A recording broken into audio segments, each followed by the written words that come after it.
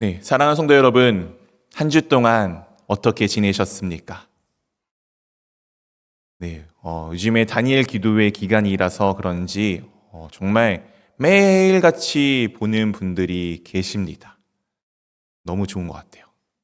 왜냐하면 우리는 주님 안에서 한 가족이기 때문이죠. 네, 우리가 한 가족이기 때문에 자주 볼 수 있다는 것이 얼마나 은혜이고 얼마나 좋은지 모르겠습니다. 우리가 만날 수 있을 때 또 열심히 만나고 함께 할 수 있을 때 또 많이 사랑을 나누는 정말 주님의 귀한 한 가족이 되기를 원합니다. 오늘 알고 있다시피 오늘의 본문은 오병이어라고 불려지는 사건을 다루고 있습니다. 이 사건은 마태, 마가, 누가, 요한 이 사복음서에 모두 다 등장하는 몇 안 되는 사건 중에 하나입니다. 심지어 예수님의 탄생 기사도 이 사복음서에는 다 담겨져 있지는 않습니다. 물론 예수님의 십자가의 죽으심과 부활은 모든 네 복음서에 담겨져 있지만 예수님의 탄생도 담겨져 있지 않는데 오늘 이 오병이어의 사건은 놀랍게도 네 성경 사복음서 모두에 담겨져 있는 좀 어떻게 보면은 그만큼 중요하고 그만큼 우리 가운데 귀하게 볼 수 있는 사건이라고 여기시면 좋겠습니다. 오늘은 이 예수님께서 우리 가운데 오병이어를 통해서 잘 알고 있는 내용 5천 명, 남자만 5천 명입니다. 아마 가족까지 여자들, 아이들까지 포함하면은 한 2만 명쯤 되지 않았겠습니까? 이들의 먹이셨다는 어떤 놀라운 기적으로만 인식할 때가 참 많이 있습니다. 그래서 우리도 그렇게 많이 생각하죠. 주님 안에 있으면은 나의 필요한 무언가를 채워줄 기적이 있으면 좋겠다. 그런데 이 기적을 넘어서 오늘의 이야기는 예수 그리스도가 누구이신지를 우리 가운데 밝히 보여주는 표적입니다. 기적과 표적은 전에 차이가 있다고 말씀드렸죠. 기적은 어떤 초자연적인 일로 인해서 일어난 일이지만 표적은 사인입니다. 어떤 표지판이에요. 그 표지판, 표지를 보여줬다는 것은 예수 그리스도가 그냥 기적을 일으키시는 분이 아니라 그분이 누구인지를 우리가 보고 아는 것이 중요하다는 것을 말씀하여 주고 있는 것입니다. 그렇기에 오병이어를 통해서 그냥 이런 놀라운 일이 있었네라고 그치는 것이 아니라 이 말씀을 통해 예수 그리스도가 누구인지를 밝히 보는 오늘 그런 귀한 시간이 되기를 원합니다. 오늘 이 요한복음 이제 오병이어 사건의 앞에 있는 한 사건이 동일하게 대부분에 등장하는 것이 있습니다. 바로 침례 요한의 죽음입니다. 침례 요한이 누구이신지 아시죠? 침례 요한은 누구입니까? 우리 주 예수 그리스도의 길을 예배하는 사람이었습니다. 엘리야의 상징과도 같았던 인물이고요. 그리고 구약의 율법의 상징과도 같은 인물이었습니다. 이 침례 요한이 이 당시 시대 사람들도 선지자로 여길 만큼 참 좋고 위대한 하나님의 사람이었습니다. 그런데 이 침례 요한의 죽음이 어떻게 되는지 아십니까? 당시에 엄청난 스캔들이 하나가 있었습니다. 헤롯 안티바스라고 불리어지는 이제 우리가 잘 알고 있는 예수님이 태어날 때 헤롯 대왕의 아들과 그리고 그의 동생의 아내 헤로디아와 혼인하는 관계가 있었습니다. 형과 그의 형 동생의 아내와 결혼하는 이 말도 안 되는 스캔들을 가지고 이제 침례 요한이 비난을 하게 됩니다. 이것은 성경적이지 않다.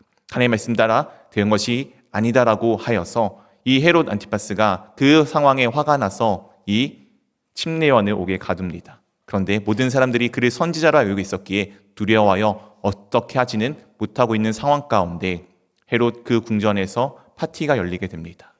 그 파티에서 헤로디아의 딸 헤롯이 이제 동생의 아내를 빼앗아 취하였던 그 아내의 딸이 나와서 멋있게 춤을 추는 거예요.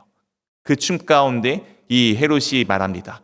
너가 원하는 것이 무엇이냐? 네가 나의 절반을 원한다고 하면은 내가 그것을 주겠다라고 이야기를 했을 때 그 헤로디아의 딸이 침례 요한의 머리를 요구합니다.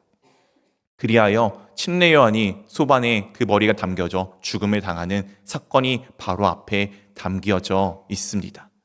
침례 요한은 선지자예요. 하나님의 말씀을 지켰던 사람입니다. 그리고 오늘 그 헤롯에게 하나님의 말씀을 전하였던 사람입니다. 그런데 오늘 그가 왜 죽었습니까? 놀랍게도 불의함 때문에 죽게 되었습니다. 바르고 옳은 공의가 불의함 때문에 죽음으로 이어졌다는 것. 우리가 이 시대에도 그런 상황들을 볼 때마다 우리도 분괴하고 우리도 화가 나고 우리도 마음의 어떠한 부분이 허하게 공허해지는 것을 경험해 보시지 않았습니까?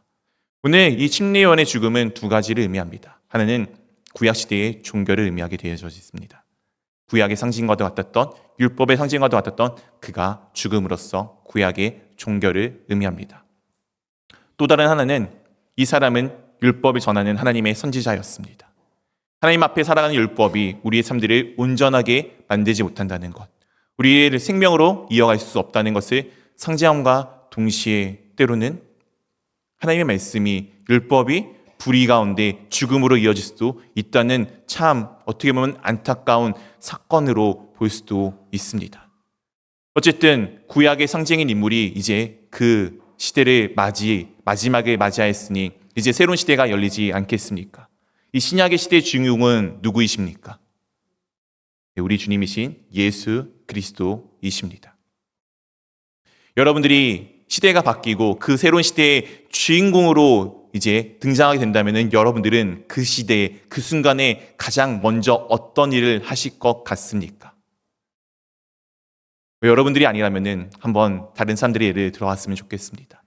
얼마 전에 미국 대선이 끝났죠. 조만간 또 다시 대통령이 된 트럼프가 이제 그 모습들을 이제 다시 취임식을 할 텐데 보통 그런 일들이 가장 첫 번째 있는 일 아닙니까? 야, 드디어 한 시대가 끝났고 나의 시대가 왔음에 모든 사람에게 밝히 보여주는 게 우리가 보통 그 첫 번째 시작하는 시작의 일 아닙니까? 그런데 우리 주님께서는 어떻게 하셨나요?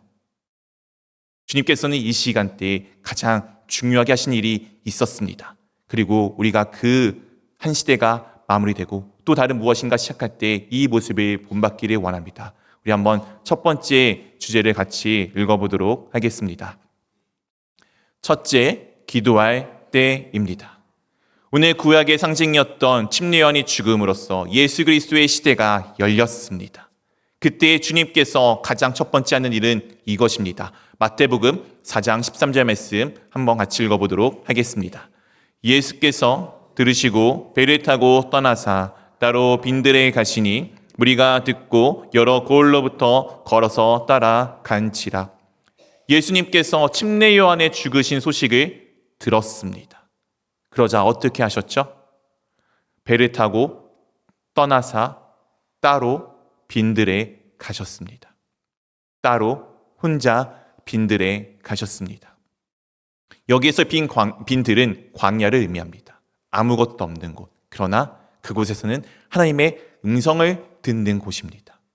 오늘 주님께서 따로 이 상황 가운데 그렇게 가셨던 이유는 침례요한이 죽었으니까.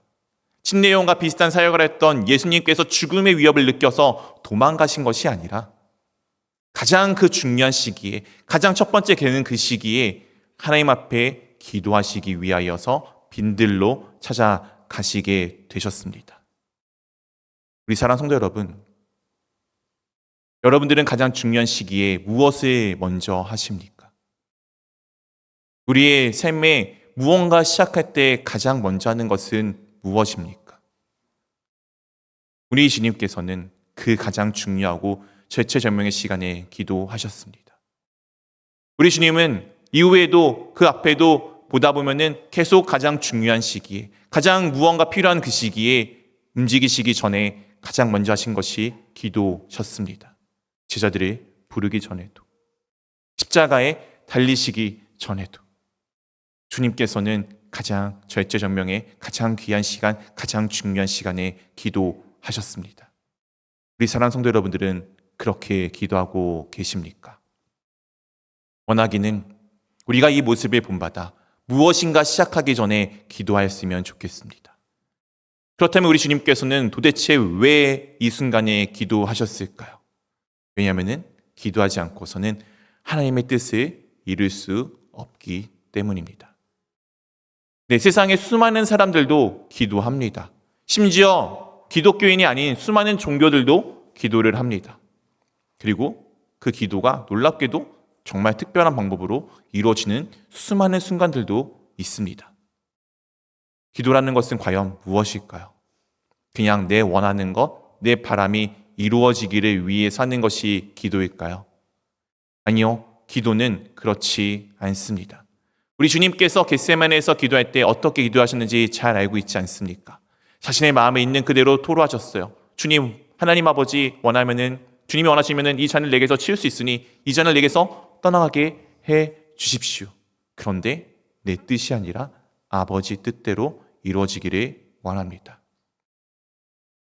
우리 성경에는 그 기도가 3번에 걸쳐서 이루어지게 되어져 있죠. 예수님께서 사실은 밤이 맞도록 그 기도를 하셨습니다. 주님께서 하신 그 기도의 이유는 무엇입니까?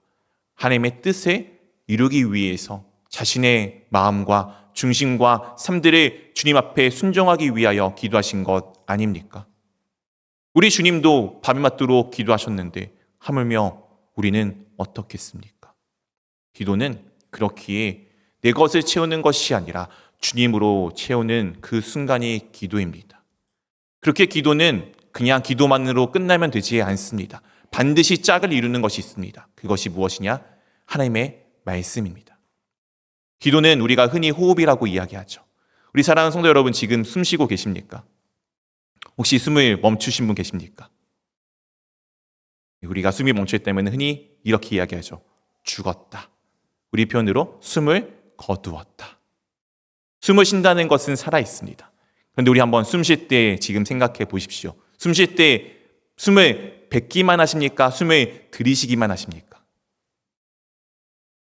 너무 어려운 질문 했나요? 숨은 나가기도 하고 들어오기도 합니다. 나갈 때는 우리 몸에 안 좋은 것들을 내보내죠. 들어올 때는 우리가 새로운 힘을 얻기 위한 산소를 또한 공급합니다. 우리 기도도 그렇습니다. 기도는 호흡이에요. 하나님의 말씀도 호흡입니다. 이 기도와 말씀이 없이는 우리가 살아있을 수가 없어요. 기도는 아까 무엇이라고요? 내 것을 채우는 것이 아니라 하나님의 것을 채우는 것입니다. 즉 우리가 날숨을 쉴 때 내 몸에 있는 이산화탄소가 나아가듯 내 안에 있는 나의 욕심을 기도를 통해서 주님 앞에 내어놓는 것입니다. 그리고 말씀을 통해 말씀 묵상을 통해 들숨을 쉬면은 새로운 산소가 들어와 나에게 모든 삶들을 내 세포를 다 움직이듯 하나님의 말씀을 그렇게 내가 들음으로써 마심으로써 내가 그 말씀에 따라 살아가는 것입니다. 이것이 기도입니다. 우리 주님께서는 가장 중요한 이 시기에 기도하셨습니다. 그렇다면은 그 기도를 하신 이유는 도대체 무엇일까요? 우리 두 번째 주제 한번 같이 읽어보도록 하겠습니다. 둘째, 하나님의 마음으로 살기 위함입니다. 기도를 하는 이유는 하나님의 마음으로 살기 위함입니다. 그냥 하나님의 뜻을 아는 것에 그치는 것이 아니라 아버지 하나님께서 우리를 향하신 그 마음을 가지고 살기 위함입니다. 오늘 마태복음 14장 14절에 이렇게 우리 가운데 말씀하여 주고 있습니다. 예수께서 나오사 큰 무리를 보시고 불쌍히 여기사 그들 중에 있는 병자를 고쳐 주시니라. 오늘 병자들을 어떻게 해주셨다고요? 고쳐 주셨습니다. 오늘 예수님께서 지금 어디 가셨죠? 빈들에 가셨어요. 어떻게 해요? 따로 혼자 아무도 오지 못하게. 한번 생각해 보십시오. 저는 목사이지만 저는 저의 개인 시간을 정말 중요하게 여기는 사람 중에 하나입니다. MBTI로 제가 I예요. 네. 이 시간 설교 이렇게 하고 나오면은 하루가 진짜 막 진이 빠지는 성향입니다. 저는 제가 혼자 쉬는 시간을 정말 귀하고 중요하게 여겨요. 주님은 어떠신지 모르겠지만 한번 상상해 보십시오. 내가 쉬려고 딱 누웠는데 내 가족이 와가지고 야, 뭐 좀 해줘 이러면은 그래 내가 해줄게 라고 되십니까? 아니면 야, 내가 누웠는데 이렇게 되십니까? 저는 후자에 가깝습니다. 근데 오늘 주님께서 어떻게 하시죠? 따로 빈들에 가셨는데 사람들이 옵니다. 무리들이 막 몰려와요. 근데 그들을 보고 어떻게 마음을 가졌느냐? 불쌍히 여기는 마음을 가지셨습니다. 이 불쌍히 여기다는 우리가 계속 지금 지켜보는 단위입니다. 스플랑크 니조마이, 창자가 끊어지는 마음, 애가 끓는 마음, 간이 녹아내리는 그 불쌍한 마음으로 그들을 바라보셨습니다. 쉬러 가셨는데, 기도하러 자신의 시간을 가지러 가셨는데 무리들이 오자 그 쉬는 시간보다 자신의 상황보다 그 무리를 향한 아버지의 마음이 그분에게, 우리 주님에게 더 오셨던 것입니다. 그리고 이들을 위해서 그들의 아픈 것을 고쳐 나가고 계십니다. 오늘 놀랍게도 이 고쳐나가는 가운데 우리 주님께서는 오늘의 말씀에 병 고친다고 말씀하시죠. 근데 누가복음에는 그 앞에 이런 것이 포함되어져 있습니다. 누가복음 9장 11절입니다. 무리가 알고 따라왔거늘 예수께서 그들을 영접하사 하나님의 일들을 이야기하시며 병 고친 자들을 고치시더라. 병 고침의 앞에 있는 더 단어가 중요합니다. 무슨 이야기를 하셨다고요? 하나님 나라의 일을 이야기하고 계셨습니다. 병 고침은 이것이 선제되어야 합니다. 우리의 모든 문제는 죄로부터 오게 되어져 있습니다. 하나님과 관계가 맺어져 있지 않는 우리가, 하나님과 관계가 맺어져 있지 않는 우리는 죽음으로 이어질 수밖에 없습니다. 이것이 회복되지 않고는 우리는 도무지 살아날 수가 없는 존재입니다. 그래서 우리 주님께서는 그들의 그냥 육체적 병을 고치신 것이 아니라 그들의 정말 영적인 병인 하나님 앞에 가지 못하는 그들의 마음을 어루어 만져주셨습니다. 그리고 이 일을 우리가 또한 따라서 해야 합니다. 놀랍게도 세상은 여전히 어렵습니다. 여전히 힘들고 아픕니다. 우리 한번 과거를 상상해 보십시오. 우리나라 70년 전만 해도 우리 어르신들이 이제 우리 가장 여기 있는 연장자 분들이 우리 저기 있는 앉아 있는 가장 어린 우리 아이들과 동일한 나이 때쯤, 그때 이 나라는 전 세계에서 가장 가난한 나라였습니다. 아시지 않습니까? 옛날에 우리 나라에서 전체 외쳤던 이야기, 잘 살아보세, 잘 살아보세. 삼시세끼 배불리 먹는 게 소원이었고 하얀 쌀밥 먹는 것이 소원이었습니다. 지금 세상은 어떻습니까? 쌀밥이 몸에 안 좋다고 잡곡을 섞어 먹어요. 먹다가 남으면은 너무 많다고 한 숟가락 덜어놓고, 때로는 너무 많은 것을 먹어서 운동해서 빼야 되는 시대로 바뀌었습니다. 근데 지금도 우리가 그것이 채워졌다고 해서 모든 삶에 만족하십니까? 우리가 다니엘 기도회 때 탈북하신 우리 또 자매님께서 오셔서 왜 한국 사람들은, 남한 사람들은 이 나라를 헬조선이라고 부르는지 모르겠다고, 북한이 올라가면 그냥 거기는 헬인데, 이렇게 말씀을 하시더라고요.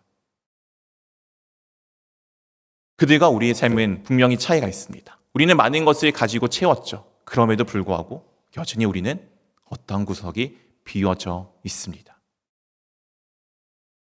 이것이 어쩔 수 없는 영적으로 갈급한 사람들의 모습입니다. 오늘 우리에겐 좀 덜 와닿지만 정말 사회 문제가 많이 대두되는 것 중에 하나가 마약과 도박과 같은 중독의 문제들 아닙니까? 시대는 그런 시대예요.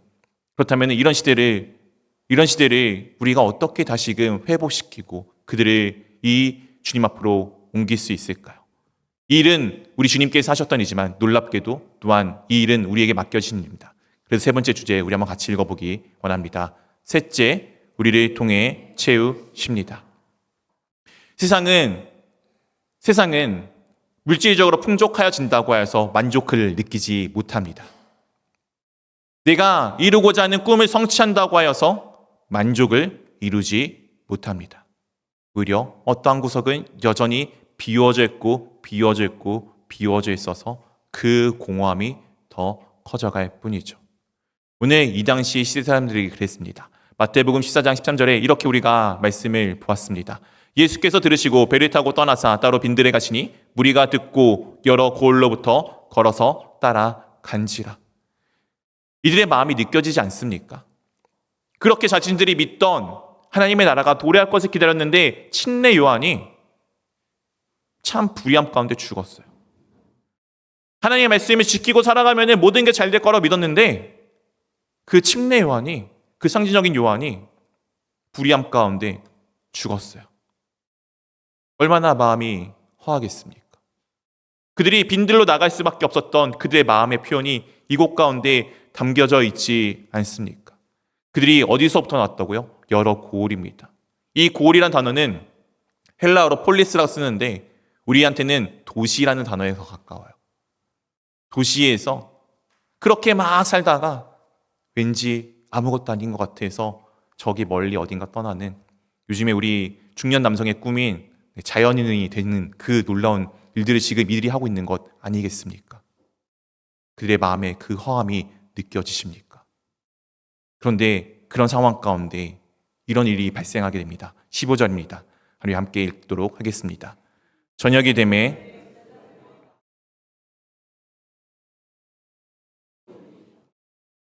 우리를 보내어 마을에 들어가 먹을 것을 사 먹게 하소서. 저녁이 되었습니다. 날이 저문다는 것, 밤이 된다는 것은 어둠이 임한다는 것, 즉 빛과 멀어지는 시간을 의미합니다. 그리고 이 빈 곳에 저녁의 때가 되니 배가 고프지 않겠습니까? 그러자 제자들이 이렇게 예수님께 말씀합니다. 우리를 보내어 마을에 들어가 먹을 것을 사 먹게 하소서. 이들은 지금 어디서부터 나왔습니까? 도시에서부터 나왔습니다. 그런데 다시 그들이 그 곳으로 가라고 하는 것이 제자들의 말이었습니다. 그런데 이것이 참 그들에게서는 현실적인 문제였겠죠. 그런데 그런 상황 가운데 우리 주님께서 제자들에게 이렇게 말씀하십니다. 16절입니다. 예수께서 이르시되 갈 것 없다. 너희가 먹을 것을 주라. 갑자기 2만 명이 모여있는 그 사람들 가운데 주님께서 제자들에게 말씀하십니다. 갈 것 없어. 너희가 먹을 것을 줘. 그렇게 해서 제자들이 오늘 자신들의 상황들을 살펴봅니다. 그 제자들이 갖고 있었던 것이 이렇죠. 17절입니다. 제자들이 이르되 여기 우리에게 있는 것은 떡 5개와 물고기 2마리 뿐이니이다. 요한복음에는 이것이 한 소년이 갖고 있다고, 한 아이가 갖고 있었다라고 우리 가운데 말씀하여 주고 있습니다. 한번 생각해 보십시오. 보리떡 5개, 얼마나 큰지 모르겠지만 그 5개와 물고기 2마리, 예수님과 제자들 13명만 먹기에도 모자르지 않겠습니까? 이 오병이어라는 것은 어떤 상징적인 단어라기보다는 이런 의미를 담고 있는 겁니다. 주님, 여기 사람들 숫자 안 보이세요? 이걸로 누구 코에 붙여요?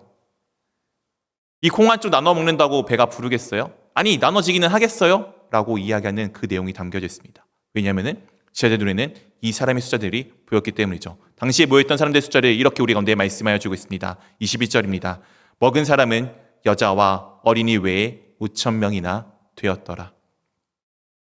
약 2만 명의 사람들이 모여있는 그곳 가운데 오병이어 보리떡 5개와 물고기 2마리가 무슨 소용이 있겠습니까? 근데 주님께서 무엇하라고요? 너희가 먹을 것을 주라. 이 말도 안 되는 이야기를 지금 제자들이 듣고 있는 가운데 오늘 주님께서 이렇게 말씀하십니다. 18절, 19절입니다. 우리 한 절씩 번갈아 하면서 읽겠습니다. 이르시되 그것을 내게 가져오라 하시고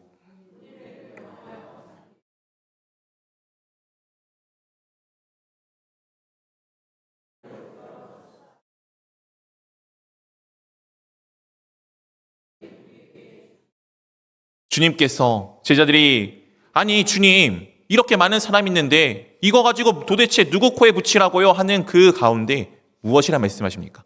내게 가져오라. 내게 가져오라. 그렇게 주님께서 그 가져온 것을 받으시고 하늘을 향해 아버지를 향해 감사드립니다.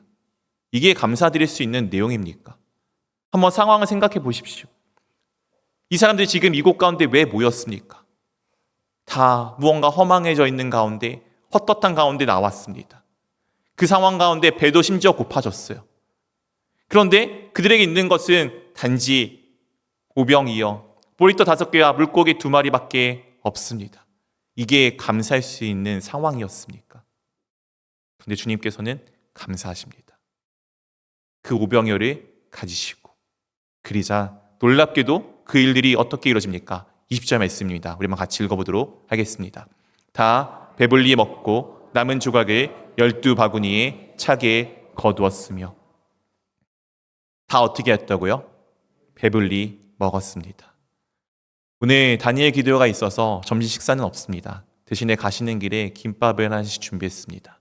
김밥이 여러분의 배를 불리는 놀라운 기적이 있기를 원합니다. 네, 오늘 이 김밥이 아니고 이 오병이어가 어떻게 됐다고요? 네, 다 배불리 먹고 남았습니다. 12바구니. 비슷한 사건이 또 있죠. 칠병이어. 그때는 7광줄이라고 표현되어져 있습니다. 이 바구니는 유대인들의 그릇을 의미하는 거예요. 우리가 딱 알지 않습니까? 한국의 그릇과 일본의 그릇을 보면 다르잖아요. 이 당시도 똑같습니다. 12이라는 것은 유대인들의 12지파를, 유대인 전체를 상징하는 것입니다. 다 배불리 먹었다는 것은 그곳에 있었던 5천 명만 아니라 주님께서 유대인들에게 필요한 모든 것을 채워주셨음을 말씀해 주는 것입니다. 똑같은 의미로 칠병이어는 이방인들입니다. 유대인들이 아닌 다른 사람들에게 똑같은 은혜를 내려주시는 것을 우리 가운데 말씀해 주는 것입니다. 중요한 것은 이게 단순한 먹을 것이 아니라는 것입니다. 주님께서 요한복음에 이 사건을 통해서 이후에 그들에게 이렇게 말씀하여 주십니다. 26절입니다. 예수께서 대답하여 이르시되 내가 진실로 진실로 너희에게 이르노니 너희가 나를 찾는 것은 표적을 본 까닭이 아니요 떡을 먹고 배부른 까닭이로다. 27절 같이 읽어보도록 하겠습니다.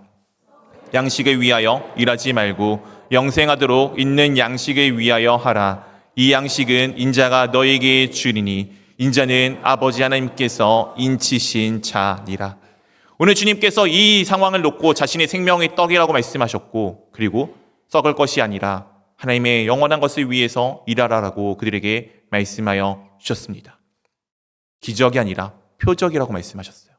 그런데 이 시대에 이 당시 무리들은 예수님께서 이루신 기적을 통해 예수님을 그냥 왕으로 삼기를 원하였습니다. 놀랍게도 주님은 왕이신 주님께서는 그들의 왕으로 세움을 거부하시고 따로 가시게 됩니다. 우리 사랑하는 성도 여러분, 여러분들은 주님을 어떤 방법으로, 어떤 마음으로 믿고 계십니까? 어제 다니엘 기도회를 통해서 참 마음에 와닿는 말이 있었어요. 신앙은 예수 그리스도가 주인이 되느냐, 내가 주인이 되느냐의 싸움이라고 어제 간증하신 목사님께서 말씀해 주시더라고요. 네, 맞아요. 신앙은 내 삶의 주인이 내가 되느냐, 예수 그리스도가 되느냐의 싸움입니다. 그리고 이 싸움은 놀랍게도 한 번으로 끝나지 않아요. 매 순간이 전쟁입니다. 매 순간이 싸움입니다. 어제는 되었어요. 어제는 예수님이 주님으로 되었는데 오늘은 안 되는 순간들이 얼마나 많이 있습니까? 아니요, 어제로 갈 것도 없어요. 방금 전까지만 해도 됐는데 지금은 아닐 때가 있어요. 반대로 지금은 아니었는데 갑자기 다음에는 될 때도 있습니다. 예수님이 누구인지를 알아가면 알아갈수록 놀랍게도 안 되는 것보다 되는 시간과 순간들이 더 많아지는 것이 신앙으로 성장하는 거예요. 이것은 주님이 누구인지를 경험하는 경험이 필요합니다. 오병이어의 사건은 그들에게 필요를 채워주시는 주님의 놀라우신 사건님과 동시에 우리의 필요를 채우시는 주님의 모습을 보여줍니다. 육체적 체험을 넘어서 그들의 영적인 체험을 오늘 주님께서 말씀하여 주고 계시지 않습니까? 오늘 하나님의 영원하신 것을 위해서 일하라고 그들에게 말씀하시면서 주님께서 그들에게 그 일이 무엇인지를 말씀하여 주십니다. 29절 말씀 우리 한번 같이 읽어보도록 하겠습니다. 예수께서 대답하여 이르시되 하나님께서 보내신 일을 믿는 것이 하나님의 일이니라 하시니. 하나님의 일이 무엇이라고요? 하나님께서 보내신 일을 믿는 것. 하나님의 보내신 이가 누구예요? 예수 그리스도. 예수 그리스도를 믿는 것이 무엇이라고요? 하나님의 일입니다. 예수 그리스도를 믿고 계십니까? 주님은 우리 가운데 가장 선한 것을 주시는 분이세요. 때로는 내 삶이 공고하고 어려워 힘들 때 아닌 것 같아 보이죠. 오늘 그런 빈들에 침례요한이 죽었을 때 오늘 주님께서 어떻게 하시죠? 그들의 필요를 채워 주십니다. 우리의 필요를 채워주세요. 육체적 필요가 아니라 가장 중요한 영적인 채움, 예수 그리스도가 내 삶의 주인이 되셨다는 것. 그 주인이 되시기 위해서 나를 사랑하사 우리 아까 찬양의 가수처럼 하늘 보좌 버리시고 십자가 지기 위해 이 땅 가운데 오신 것이 우리 가운데 보여주신 가장 큰 놀라운 기적이자 표적 아닙니까? 어떻게 주님의 죽으심과 부활이 지겨울 수가 있나요? 우리가 내 인생에서도 좋은 이야기를 매일같이 일평생 되풀이하는데 그 사건이 정말 내게 있어서 귀하다는데 어떻게 그것을 지겹다라고 이야기할 수가 있겠습니까? 여러분들 삶 가운데 십자가가 살아 있습니까? 예수 그리스도가 지금도 살아 계십니까? 예수님을 믿고 계십니까? 놀랍게도 우리는 참 악한 자여서 이런 놀라운 경험이 없으면 믿기 어렵습니다. 그래서 21의 시간이 그런 기간이 되기를 원해요. 예전의 과거가 아니라 지금 살아계신 우리 주님을 만나기를 원합니다. 그리하여 예수 그리스도와 함께 동행하는 삶, 십자가를 붙들고 살아가는 삶, 그것이 하나님의 일, 예수 그리스도를 믿는 것이 진정한 하나님의 이름을 깨달아 주님을 따라가는, 주님의 나라를 이루는 우리 매일매일의 삶이 되기를 주님의 이름으로 축원드립니다.